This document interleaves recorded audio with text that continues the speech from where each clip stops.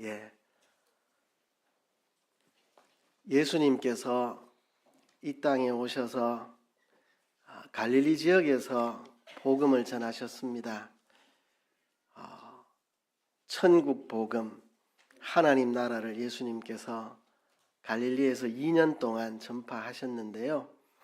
이제 이 갈릴리에서의 2년 동안의 복음 전파가 끝이 날 무렵 예수님은 제자들에게 물으십니다. 마치 1학기 수업을 하다가 중간쯤 되면 중간고사를 쳐서 학생들이 잘 배우고 있는지 확인하는 것처럼 예수님이 제자들에게 질문을 하십니다. 가이사랴 빌립보라는 곳에 이르렀을 때에 이 가이사랴 빌립보에서 예수님이 제자들에게 물으셨습니다. 사람들이 나를 누구라고 하느냐? 사람들이 나를 누구라고 하느냐? 그럴 때 제자들이 대답했습니다. 어떤 사람은 엘리야라 하고 어떤 사람은 세례 요한이 죽었다가 살아났다 하고 어떤 사람은 선지자 중에 한 명이라고 합니다. 할 때 예수님이 또다시 묻습니다. 너희는 나를 누구라 하느냐? 여러분, 이 질문이 마태복음에도 기록되어 있고 마가복음에도 기록되어 있고 누가복음에도 기록되어 있습니다. 세 개의 공간 복음서가 똑같이 이 사건을 기록하고 있습니다. 정말 중요한 이야기라는 이야기입니다. 마태복음, 마가복음, 누가복음 모두가 우리에게 하고 싶은 이야기, 너희는 나를 누구라 하느냐, 이겁니다.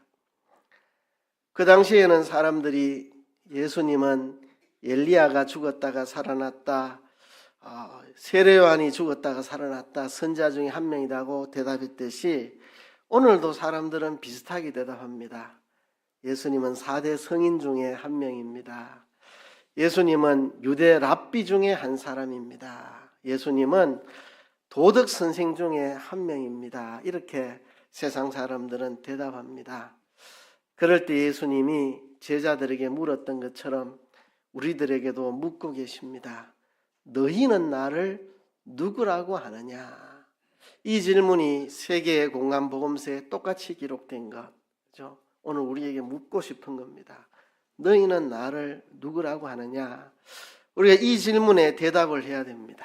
이 질문에 어떻게 대답하느냐? 그건 우리의 자유입니다. 그런데 우리가 이 질문에 어떻게 대답하느냐에 따라서 우리의 영원한 운명이 갈라집니다. 이 질문에 대한 대답에 따라서 우리가 영원이라는 시간을 천국에서 보낼 수도 있고 지옥에서 보낼 수도 있습니다. 이 질문에 대한 대답은 자유지만 그 결과는 영원의 차이가 있다는 것입니다. C.S. 루이스가 순전한 기독교라는 책에서 이런 이야기를 기록하고 있는데요. 사람들은 종종 예수님에 대해서 정말 어리석은 말을 하고 있다는 겁니다. 나는 예수님을 위대한 도덕 선생으로는 받아들일 수 있지만 하나님으로는 믿을 수가 없다. 나는 예수님을 훌륭한 도덕 선생 정도로는 인정하겠지만 하나님으로는 받아들일 수 없다. C.S. 루이스는 이 말을 참으로 어리석은 말이라고 이야기를 합니다. 만일 예수님이 하나님이 아니시고 인간에 불과한 사람이라면 예수님은 성인이 될 수도 없고 도덕 선생도 될 수가 없습니다. 왜냐하면 예수님께서는 나는 아버지와 하나이다. 나를 본 자는 아버지를 보았거늘. 그렇게 나는 하나님의 아들이다. 그렇게 말을 했기 때문입니다. 이 말이 사실이라면 예수님은 하나님의 아들이고 이 말이 사실이 아니라면 예수님은 정신병자죠. 그렇죠? 예수님이 하나님이 아닌데 우리가 똑같은 사람에 불과한데 내가 하나님의 아들이라 이래 말했으면 이 정신병자죠. 그렇죠? 어떻게 성인이 될 수 있겠습니까? 사람인 예수님이 내가 하나님의 아들이라 했으면 이것과 같습니다. 여러분, 제가 삶은 달걀입니다. 모르셨습니까? 저는 삶은 계란이에요. 여러분, 여러분들이 목사님이 조금 이렇게 되셨나? 왜 갑자기 목사님이 자기가 삶은 계란이라고 주장하시지? 약간 이렇게 되셨나? 그거나 인간인 예수님이 나는 하나님의 아들입니다. 나를 본 자는 하나님을 보았거늘 어찌 아버지를 보이라 합니까? 그 말이나 뭐 다를 게 뭐가 있습니까? 그렇죠? 만일 예수님이 하나님이 아니시라면 4대 성인 중에 하나가 아니라 도덕 선생 중에 하나가 아니라 정신병자라는 거죠. 만일 예수님이 정신병자가 아니라면 예수님은 하나님의 아들이시다. 두 가지밖에 없습니다. 그 사이에 경계는 없습니다. C.S. 루이스의 말에 조금 더 보태서 이야기하면 이런 겁니다. 사람들은 예수님을 도덕 선생 중에 하나, 철학자, 성인 중에 하나라고 말하지만 예수님은 나는 성인이다 말한 적이 없고 나는 도덕 선생이다 이래 말한 적이 없습니다. 예수님은 하나님의 아들이라고 스스로를 가리켜 말했습니다. 만일 이게 사실이라면 예수님은 하나님의 아들이고 이게 거짓말이라면 예수님은 사기꾼이나 미치광이 중에 하나입니다. 이게 거짓말인데 알면서 말했으면 사기꾼이고 모르고 말했으면 미치광이고, 그렇죠?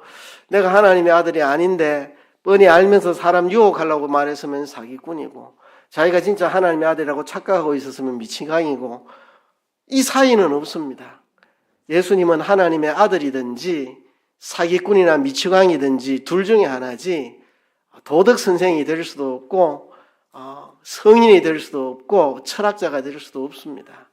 예수님은 하나님의 아들이거나 사기꾼 혹은 미치광이거나 그 사이에 경계는 있을 수가 없습니다. 여러분, 오늘 예수님이 여러분에게 묻습니다. 너희는 나를 누구라 하느냐? 사람들은 예수님을 도덕 선생이라 철학자라 4대 성인 중에 하나라 말하지만 너희는 나를 누구라 하느냐? 여러분, 하나님의 아들로 믿으시겠습니까? 예수님을 사기꾼 미치광이로 믿으시겠습니까? 여러분의 선택의 자에는 자유가 있지만 그 결정에 따라서 여러분의 영원한 신분이 달라질 것입니다. 예수님은 도대체 누구이신가? 예수님은 무슨 일을 하셨는가? 이 질문에 대한 대답은 성경에 나옵니다. 성경에서만 예수님이 누구인지를 알 수 있습니다. 왜냐하면 성경은 예수님에 대해서 기록한 책이기 때문에 그렇습니다. 요한복음 5장 39절에 보면 너희가 성경에서 영생을 얻을 줄 생각하고 성경을 상고하거니와 이 성경이 곧 내게 대하여 증거하는 것이로다. 성경은 예수님에 대해서 증거하는 책입니다. 구약의 창세기부터 창세기에는 죄로 인해서 타락하게 된 사람을 구원하기 위해 하나님이 보내신 여자의 후손, 바로 그분이 예수님이라는 것을 가리키고 있습니다. 그리고 아브라함의 후손으로서 그를 통해 만민이 구원 얻도록 오시는 아브라함의 후손이라고 말하고 있습니다. 출애굽기에서는 이스라엘 백성을 애굽에서 해방시켰듯이 우리를 죄와 사망에서 해방시킬 분, 그죠? 6월절의 어린 양의 피로 그들이 애굽에서 해방받았던 것처럼 그의 피로 우리를 죄와 사망에서 해방하실 분으로 출애굽기에는 소개하고 있습니다. 레위기에서는 죄인인 인간이 하나님께로 나아가고 하나님과 동행할 수 있는 그 길은 짐승의 피를 통해서, 제물의 피를 통해서만 가능하다. 짐승의 죽음을 통해서만 가능하다. 그 구약의 모든 제사 제도의 짐승의 실상은 오실 예수 그리스도의 십자가의 죽음이죠. 예수님의 십자가의 죽으심으로만 우리의 죄가 씻음받고 우리가 하나님께로 나아갈 수 있다. 그게 레위기가 말하는 겁니다. 이렇게 이야기하려면 요한계시록까지 66권을 다 이야기해야 되니까 여기까지만 이야기하겠습니다.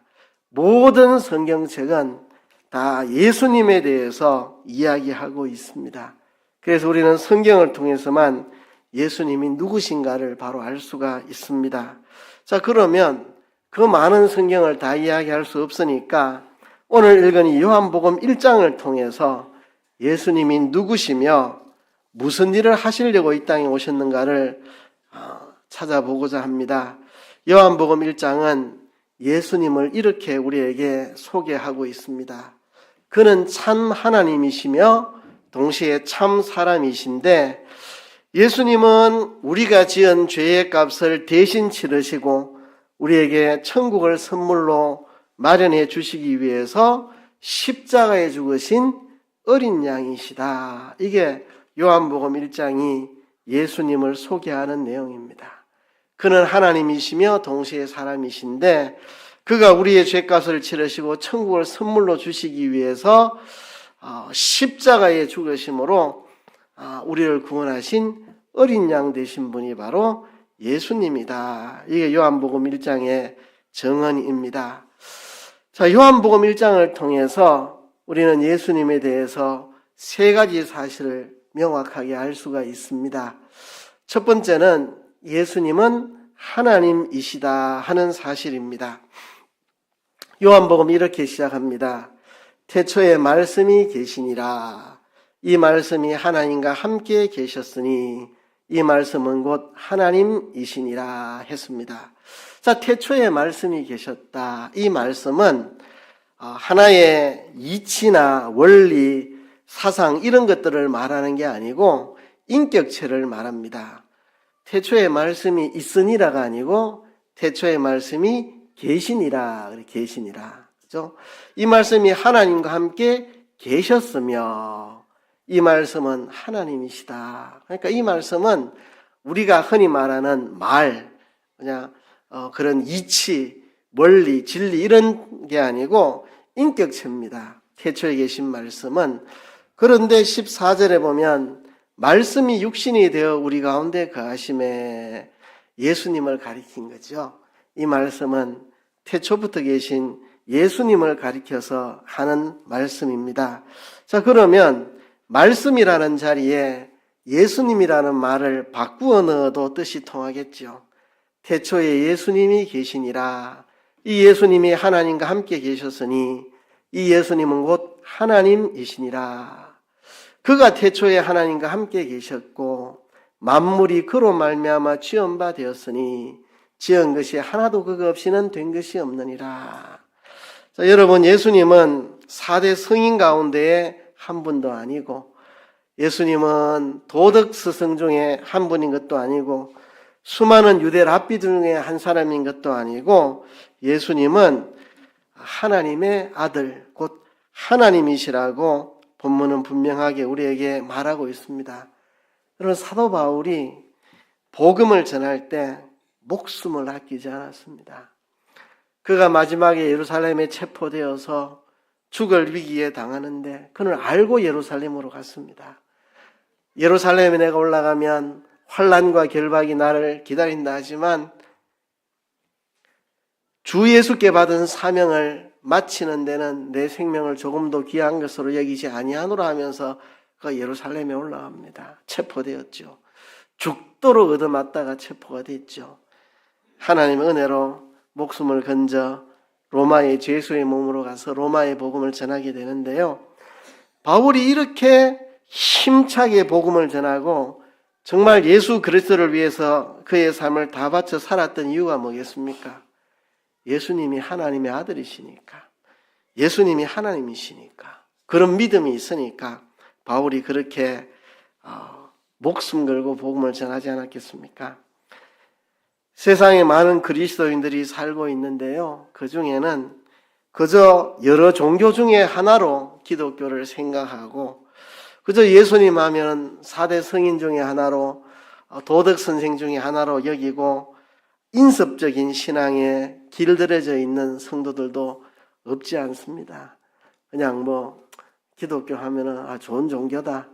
기독교 믿으면 도덕적으로 착하게 살고 예수님은 도덕적으로 훌륭한 분이니까 그분에 대해 알아서 나쁠 거 없지. 이렇게 인습적인 신앙에 물들어 있는 성도들도 적지 않게 있습니다. 여러분, 바울은 그렇게 믿지 않았습니다. 바울이 섬기는 하나님과 내가 섬기는 하나님이 같은가 이런 의문이 들 때가 있습니다.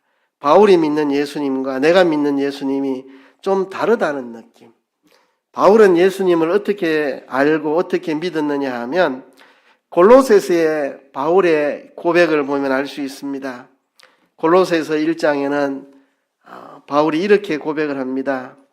만물이 그에게 창조되되 하늘과 땅에서 보이는 것들과 보이지 않는 것들과 혹은 보좌들이나 주관들이나 정사들이나 권세들이나 만물이 다 그로 말미암고 그를 위하여 창조되었고 또한 그가 만물보다 먼저 계시고 만물이 그 안에 함께 섰느니라. 여러분, 이 구절을 읽을 때마다 저는 가슴이 벅차고 설레입니다. 내가 믿는 예수님은 4대 성인 중에 한 분이 아니고 유대 랍비 중에 괜찮은 랍비 중에 한 분이 아니고 내가 믿는 예수님은 만물이 그에게 창조되되 하늘과 땅에서 보이는 것들과 보이지 않는 것들과 혹은 보좌들, 주관들, 정사들, 권세들 만물이 다 그로 말미암아 창조되었고 그를 위하여 창조되었고 또한 그가 만물보다 먼저 계시고 만물이 그 안에 함께 섰다. 우리가 믿는 예수님은 이런 예수님입니다. 그렇죠? 여러분, 기도 제목으로 삼아야 됩니다. 바울이 믿는 예수님과 내가 믿는 예수님이 같은 예수님인데 왜 이렇게 다르게 느껴질까? 나도 예수님을 믿되 바울이 예수님을 믿은 것처럼 그런 믿음 가지고 살게 해주세요. 나도 예수님은 태초부터 계신 분이고 하나님과 함께 계셨고 곧 그분이 하나님이신 그분이고 그로 말미암아 만물이 창조되어 만물을 창조하신 하나님으로 알고 믿어야 됩니다. 이것이 예수님에 대한 바른 믿음입니다. 예수님에 대한 바른 믿음. 그는 하나님이시다. 그런데 요한복음에는 예수님은 하나님이면서 동시에 사람이라고 우리에게 정언하고 있습니다. 이게 요한복음 1장의 가르침입니다. 창조주 하나님이신 그분이 사람이 되신 사실을 명확하게 요한복음 1장은 증거하고 있습니다. 9절에 보면 참빛 곧 세상에 와서 각 사람에게 비치는 빛이 있었다 그렇게 말합니다. 10절에는 그가 세상에 계셨으며 세상은 그로 말미암아 지은 바 되었으되 세상이 그를 알지 못하였다 기록하고 있습니다. 그가 세상에 오셨고 그는 세상에 빛을 비추는 세상의 빛이었다 말합니다. 11절에 보면 자기 땅에 오매 자기 백성이 영접지 아니하였으나 그가 자기 땅에 오셨다는 겁니다. 14절에 보면 말씀이 육신이 되어 우리 가운데 거하심에 말씀이 육신이 되어 우리 가운데 거하셨다. 그는 하나님이신데 그는 육신이 되어 사람이 되어 이 땅에 오셨다. 우리가 그 영광을 보니 아버지의 독생자의 영광이요 은혜와 진리가 충만하더라 그랬습니다. 예수님은 하나님이신데 우리와 똑같은 사람이 되어 이 땅에 오셨습니다. 예수님은 사람 되어 이 땅에 오셨습니다. 왜 예수님이 사람 되어 이 땅에 오셨을까요? 죄를 지은 인간은 하나님으로부터 분리될 수밖에 없었습니다. 에덴 동산에서 하나님을 섬기던 아담과 하와가 죄를 짓고부터 에덴 동산에서 쫓겨났습니다. 하나님과 교제가 끊어지고 말았습니다. 하나님으로부터 분리되었습니다. 그래서 하나님은 사람에게 복 주실 수 없고 사람은 하나님께 나아갈 수 없게 되었습니다. 끊어진 다리처럼 하나님 편과 사람 편을 이어야 하는데 하나님 편과 사람 편을 잇기 위해서 하나님이 사람 되어 이 땅에 오셨습니다. 하나님은 공의의 하나님이면서 동시에 사랑의 하나님이십니다. 죄 지은 인간을 하나님 복 주실 수가 없죠. 공의의 하나님. 그러나 하나님은 사랑의 하나님으로서 하나님과 사람 사이에 끊어진 다리를 하나님은 다시 잇기를 원하셨습니다. 하나님과 사람 사이에 끊어진 다리를 잇기 위해서 하나님이면서 사람이신 그분이 이 땅에 오셨으니 그분이 바로 예수님입니다. 여러분, 다리는 이쪽 언덕과 저쪽 언덕에 다 붙어 있어야 다리의 역할을 합니다. 하나님과 사람 사이에 다리가 되기 위해서 예수님은 하나님이시면서 사람이 되셔야 했습니다. 그래서 하나님으로서 하나님 편을 붙잡고 사람으로서 사람 편을 붙잡아 하나님과 사람 사이를 잇는 다리가 되신 겁니다. 그래서 예수님을 세례 요한은 증언했습니다. 세례 요한은 예수님보다 6개월 먼저 이 땅에 태어나서 구약의 마지막 선지자로서 예수님을 소개하는, 예수님을 증언하는 역할을 맡아서 요한은 예수님에 대해서 증언하였습니다.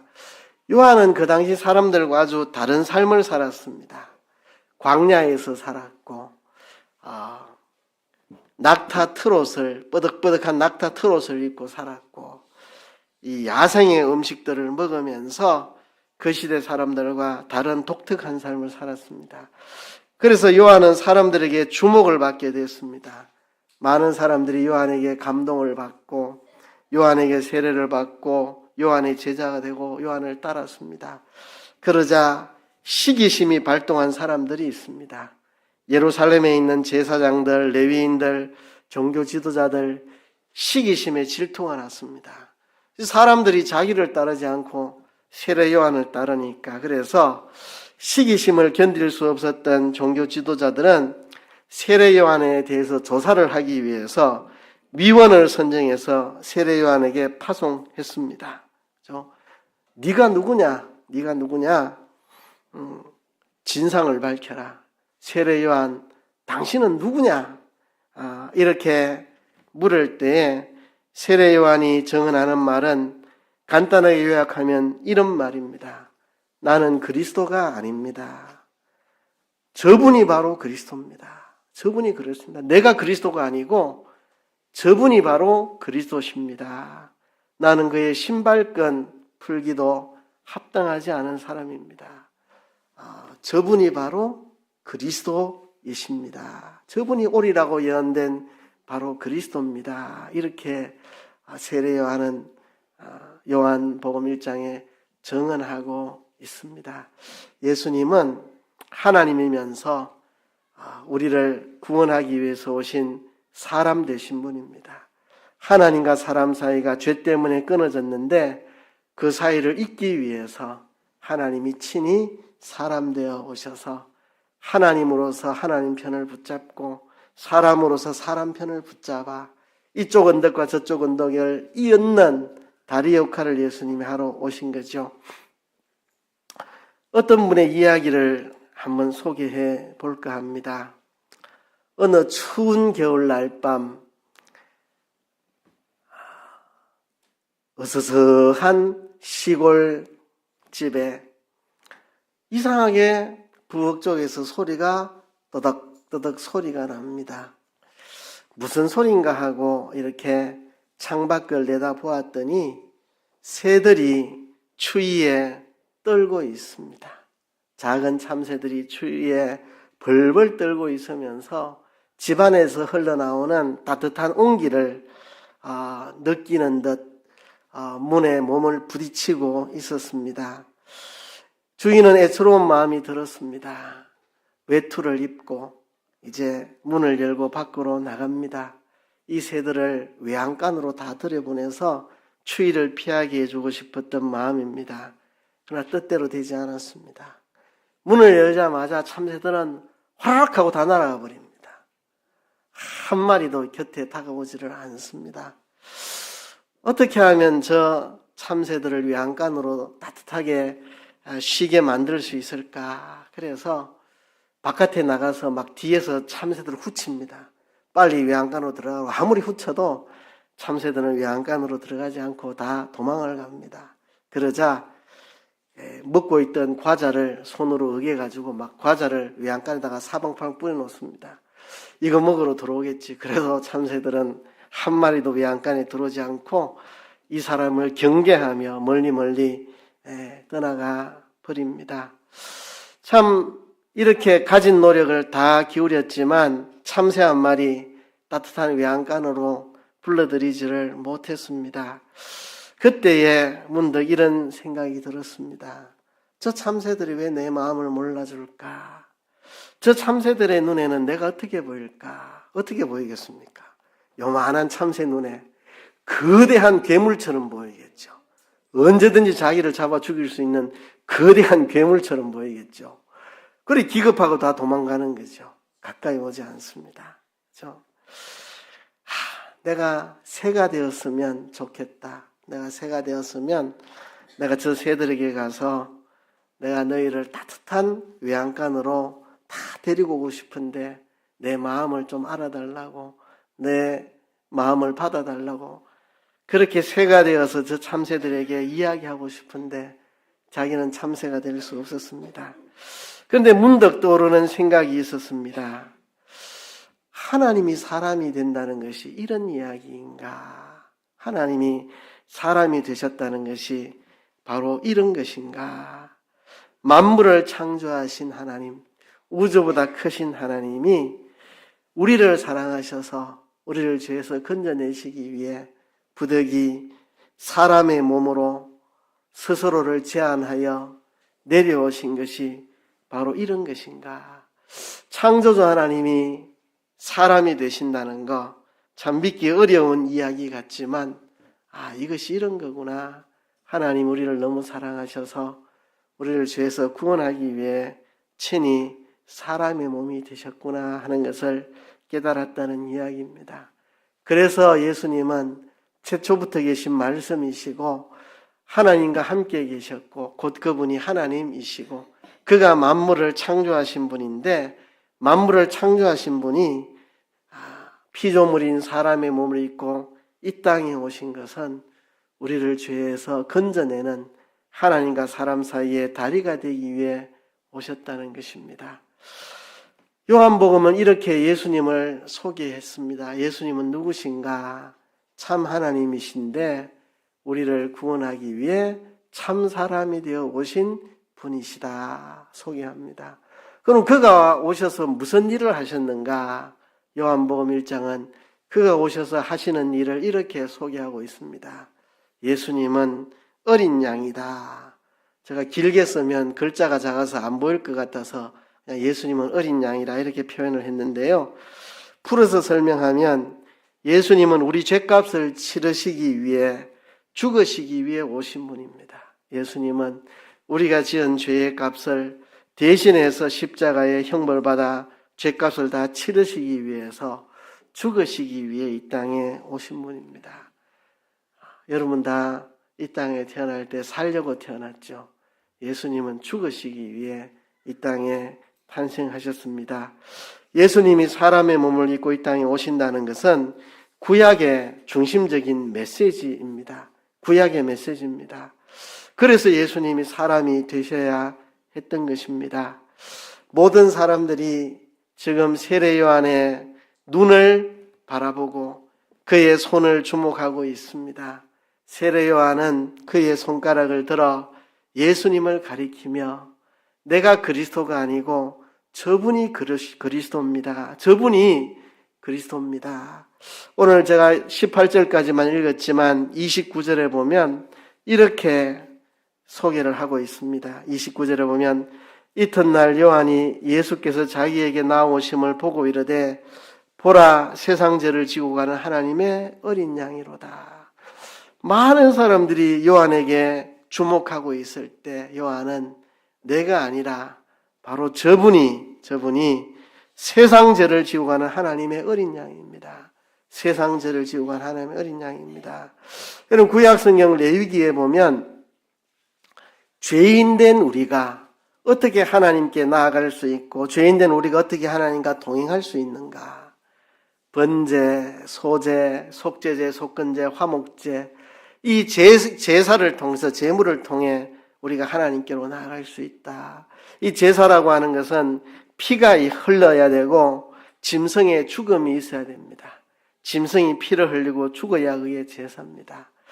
구약의 성도들은 자기가 죄를 지었을 때마다 그 죄를 깨달을 때마다 짐승을 가지고 하나님 앞에 나와서 짐승의 머리에 손을 얹어 안수하면서 자신의 죄를 고백하고 자신의 모든 죄를 짐승에게 다 전가시켜서 자기 대신 짐승을 죽이고, 그래서 내가 죄를 지어서 죽어야 하는데 하나님이 나를 사랑하셔서 이 어린 양의 죽음을 통해서 내 죄를 용서하시는 하나님의 은혜를 생각하며 그 제사를 드리고, 그 어린 양이 자기의 죄를 지고 피 흘려 죽어가는 것을 보면서 언젠가 그분이 오시면 그분이 어린 양으로 내 대신 죽으셔서 내 죄를 씻어주시라는 것을 바라보며 구약의 성도들은 살았습니다. 그죠? 바로 그렇게 내 죄를 씻기 위해서 어린 양이 되어 이 땅에 오신 분이 바로 예수님이라는 겁니다. 이게 세례 요한의 정언입니다. 29절. 이튿날 요한이 예수께서 자기에게 나오심을 보고 이르되 보라 세상 죄를 지고 가는 하나님의 어린 양이로다. 우리의 죄를 다 짊어지고 십자가에 죽기 위해서 태어난 어린 양으로 오신 분이 바로 이 예수님이라고 요한은 우리에게 소개하고 있습니다. 예수님은 하나님이시지만 우리와 똑같은 사람이 되셔서 우리와 동일시하시고 우리를 대표하시고 우리를 대신하여 십자가에 죽으심으로 우리를 죄에서 해방시켜 주신 그 일하기 위해 오신 분이 바로 예수님입니다. 이 긴 이야기를 그냥 여러분들이 읽기 쉽도록 예수님은 어린 양이다, 이렇게 제가 글을 썼습니다. 예수님은 우리를 죄에서 건지시기 위해 우리 대신 죽으시는 어린 양으로 이 땅에 오셨습니다. 히브리서가 우리에게 그것을 말씀하고 있습니다. 염소와 송아지의 피로 아니하고 오직 자기 피로 영원한 속죄를 이루사 단번에 성소에 들어가셨느니라. 염소와 송아지의 피가 아니라 자신의 피로 영원한 속죄를 이루신 예수님, 우리가 그분을 통해서 구원 얻게 된 것입니다.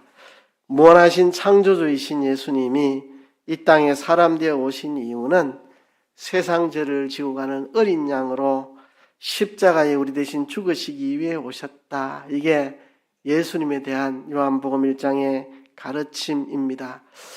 여러분, 요한복음 1장이 우리에게 촉구하고 있습니다. 무엇을 촉구하느냐? 예수님에 대한 바른 믿음을 가지라고 촉구하고 있습니다. 요한복음 1장에는 이런 말씀이 있습니다. 12절. 영접하는 자, 곧 그 이름을 믿는 자들에게는 하나님의 자녀가 되는 권세를 주셨으니, 예수님이 하나님이심을 믿고 하나님이신데 사람 되어 이 땅에 오신 것은 우리 죄를 대신 지고 속죄의 피를 십자가에서 흘리기는 어린 양이 되기 위해 오신 분이라고 믿는 자, 그를 영접하는 자는 하나님의 자녀가 되는 권세를 주셨다. 오늘 이 요한복음 1장에는 두 종류의 사람을 기록하고 있습니다. 예수님을 거절하는 사람들, 거절하는 사람들. 그가 세상에 계셨으며 세상은 그로 말미암아 지은 바 되었으되 세상이 그를 알지 못하였고 자기 땅에 오매 자기 백성이 영접지 아니하였으나, 예수님을 영접하지 않는 사람들이 있고 영접하는 자, 곧 그 이름을 믿는 자들에게는 하나님의 자녀가 되는 권세를 주셨으니, 예수님을 구주로 영접하는 사람이 있습니다. 오늘 본문에 두 종류의 사람이 있다는 걸 말합니다. 예수님의 구주 되심을 거절하고 영접하지 않는 사람들, 예수님의 구주 되심을 영접하고 믿음으로 마음에 모셔드리는 사람, 두 종류의 사람이 있습니다. 믿는 자는 하나님의 자녀가 되는 권세를 주셨다고 말씀합니다. 여러분, 예수님이 누구시냐고 우리에게 물을 때에 어떻게 대답할 것인가? 그건 우리의 자유입니다. 누구도 강제할 수 없습니다. 그러나 그 결정에 따라서 우리의 영혼의 운명이 바뀝니다. 예수님은 하나님이신데 사람 되어 오신 분이고 우리 죄를 대신해서 십자가에 죽으심으로 우리를 구원하신 어린 양이 되신다는 사실을 믿음으로 고백하고 마음에 영접하는 사람은 하나님의 자녀가 됩니다. 이것을 거절하는 사람은 하나님의 자녀가 될 수가 없습니다. 여러분, 이미 예수님을 구주로 영접하신 분들, 그 믿음 안에 굳게 거하시기를 바라고, 아직 내가 교회 출석은 하지만 나는 예수님을 하나님으로 믿지 못하고, 하나님이면서 사람 되어 오신 분인 것을 믿지 못하고, 하나님이 사람 되어 오신 것이 내 죄를 대신해서 십자가에 죽으심으로 나를 죄에서 건져내기 위함이라는 사실을 아직도 믿지 못하고 계시는 분이 혹시 이 자리에 계시다면 오늘 예수님을 영접하시기 바랍니다. 영접하는 자, 곧 그 이름을 믿는 자들에게는 하나님의 자녀가 되는 권세를 주셨습니다.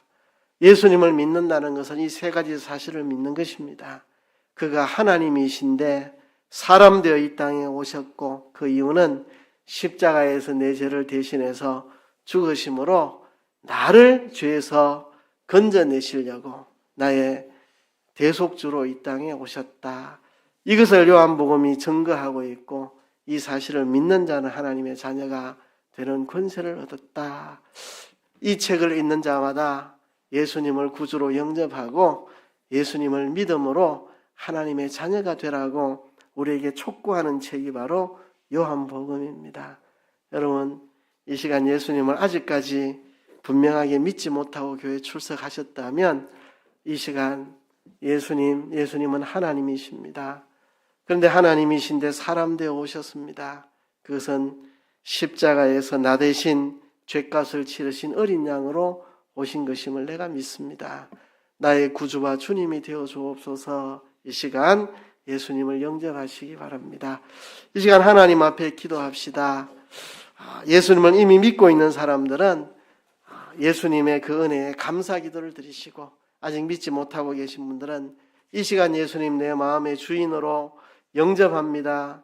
나의 구주가 되어옵소서 기도하며 주님 앞에 나아갑니다. 다 같이 통성으로 기도하겠습니다.